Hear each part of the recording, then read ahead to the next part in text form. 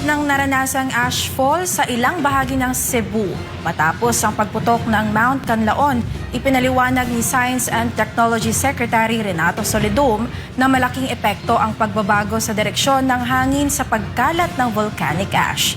Tinimok din niya ang mga lokal na pamahalaan at publiko na manatiling handa habang nananatiling aktibo ang bulkan. Narito ang ulat ni Jimmy Ray Biosa. Ipinaliliwanag ni Department of Science and Technology o DOST Secretary Renato Solidum Jr. na hindi lamang aktibidad ng bulkan ang dapat bantayan, kundi maging ang kondisyon ng panahon na nakakaapekto sa direksyon ng volcanic ash. Ayon kay Solidum, ang ashfall na naranasan sa ilang bahagi ng Cebu ay dulot ng biglaang pagbabago sa direksyon ng hangin at hindi nakakulangan sa monitoring ng Mount Canlaon. Kasi dapat lahat ng DRRM babantayan bago pa sumabog kung anong state ng volcano.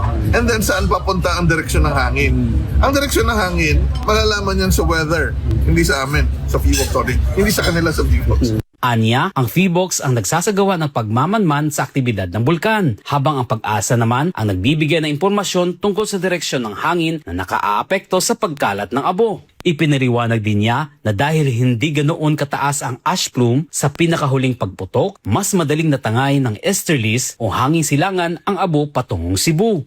Dahil habagat, hindi masyado mataas yung eruption, mga 3 kilometers. Papat pa rin dito. So, babantayan dapat kung saan papunta. Cebu will always be saka unusual during that time kasi naging easterly no? Naging easterly, northeast dapat pa dito.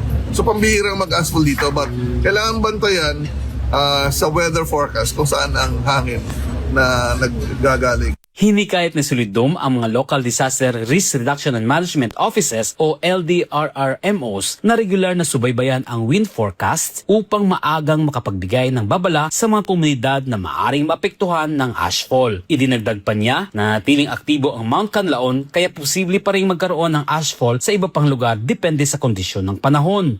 As long as that level is maintained, you in Cebu should always be considering the possibility of ash being drifted towards Cebu. Ngayon, of course, habagat, usually to the northeast.